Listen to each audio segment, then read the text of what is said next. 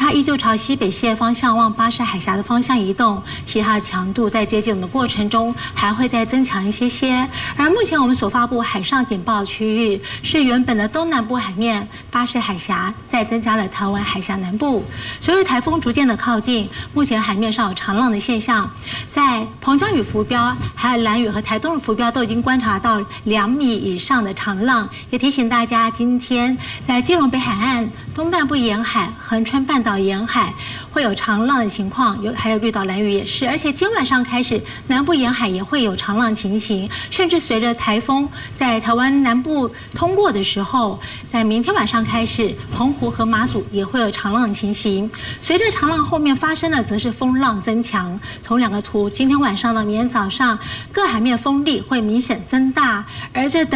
等直线上面是浪高的等直线啊。今天晚上我们可以看到3米以上的浪高在往我们的东部海面以及巴士海峡靠近。今天晚上到明天，其实整个东半部的海面还有台湾海峡北部的浪高都在3米以上，其他各海面的浪高也增强。而且随着明天台风逐渐在靠近，整个东半部海面以及各海面的浪都会增加到3到5米，尤其是台风中心可能经过的花东海面、巴士海峡以及台湾海峡南部，还有可能有6米以上的浪高，因此海面上最后活动要特别的小心。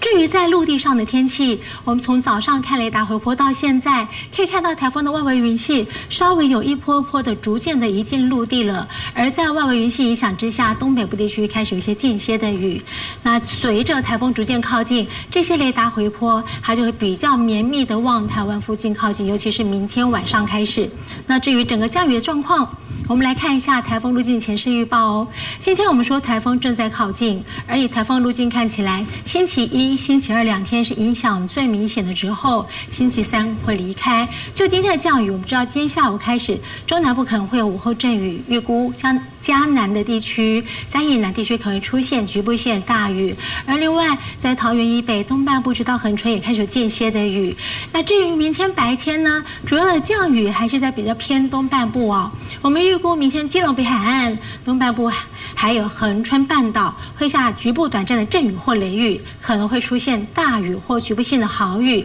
而至于马祖、还有桃园以北地区以及高屏的地区，会有一些间歇的雨。但是也可以看到，桃园以南到台南，它是云量增多，降雨的机会还不会太高。明天晚上开始，随着台风它逐渐往我们的巴士海峡移动的时候，整个环流和外围环流开始影响，所以明天晚上开始，整个东半部地区还有高屏的山区雨量会快速的累积。预估明天晚上到星期3的清晨将是雨量最明显的时候，提醒大家这些时间、这些地方，我们刚刚说的地方，它下雨的时间增长，而且雨势变大。我们预估在明天晚上到星期3的清晨，基隆北海岸、东半部沿海、恒春半岛以及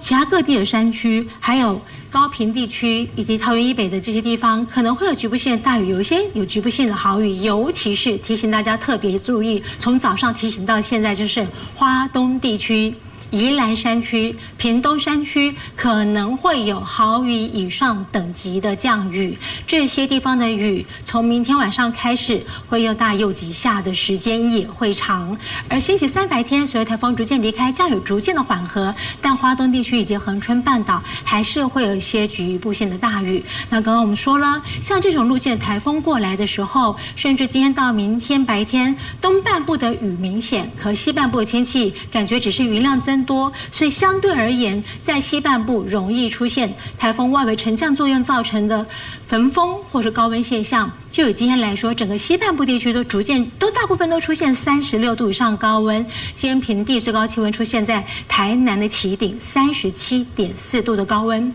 提醒大家，明天北部的云量稍增多一些了，温度不会那么热，但是从桃园以南到台南依旧有高温。我们明天有可能针对苗栗、台中、彰化、云林发布高温资讯，这些地方的天气和东半部是完全不同的。另外，随着台风接近，台湾附近各沿海和离岛容易有强阵风，容易出现8到10级的强阵风。而离台风中心比较接近的绿岛、兰屿、恒春半岛这些地方，可能会有10级以上的强阵风。依据我们预估的强风的状况，目前发布的陆上强风特报乡镇灯号要提醒大家，还像中午提醒的一样，嘉义以北的地区、高雄、整个东半部地区以及澎湖、金门、马祖，它是橙色灯号，也就是说平均风力6级，最大阵风8级。而台风中心比较靠近的绿岛、兰屿、恒春半岛就是橙色的灯号，也就是说平均风力可能会有9级，最大阵风11级。橙色灯号区域我会随着今天到明天台风逐渐靠近，也会扩大。画家沙台风就在稍早，因为海温条件足够，加上垂直风圈又小，它已经增强变胖一个强烈台风了。目前它的暴风半径高达300公里，而且结构相当的完整，你可以清晰可见它的台风眼，而且伴随着非常剧烈的贴近，逐渐朝台湾逼近。所以说现在海面上非常热闹，不仅仅有强台画家沙，还有另外一个强台，这是浣熊台风。海面上双强台迹象目前持续进行当中，也提醒您，画家沙台风尽管不是朝着台湾直扑而来，但是掠过巴士海峡的过程当中，还是会对南台湾还有东半部地区带来一定的冲击。我们从气象署最新的警报单来看它的详细资讯。目前看起来，它的警报单持续针对包括东南部海面还有巴士海峡发布了海上台风警报。以此刻来讲，其实要特别留意了，接下来可能发布陆警的时间会落在今天傍晚或到今天晚间的这段时间当中，而且要留意的就是这回陆警范围现在看起来主要是因为它距离台湾还有一点距离，所以到时候陆警范围目前看起来可能就是划在台东或是恒春半岛这些地方。所以说大家就在敲碗说周一会不会放台风假呢？目前看起来还要看各地方政府评估它的风力还有它的雨量来决定了。浅市预测图来带您掌握它的详细资讯。目前路径其实逐步还是朝着这巴士海峡来做通过，位置则是位在鹅銮鼻的东南东方700公里海面上面，而且速度开始逐渐加快了。目前这中心风速来到每秒53公尺，也就是一个强台等级，而暴风半径来到300公里，它会以巅峰之姿来掠过巴士海峡，那势必在周一的下半天到周二一整天，会是画家沙台风影响最明显的时刻，也是最接近台湾的时间。所以说，我们透过下一章是时序部分，带您掌握比较详细，暴风圈到底会笼罩哪些陆地呢？你看到在明天早上的时候，它的暴风圈就会够到我们的海警线范围。礼拜一的时候呢，在下午暴风圈就有机会碰触到我们的陆地，看起来在恒春、台东地方都很有可能会笼罩到它的暴风圈当中。不过很快在礼拜二的时候，大概是在早上，暴风圈就会脱离。尽管看起来距离台湾有一段距离，而且现在大家觉得说外头的天气这么好，怎么可能会有影响呢？但是因为台风是逆时针旋转的关系，还是要留意它甩进来的雨带会在花东地区、宜兰高屏的山区降下豪雨。再来看到它的时程部分，风雨到底何时来呢？现在外头大家可能觉得都是大太阳，没什么感觉，但是接下来在礼拜一的话，就会呈现东西两样情。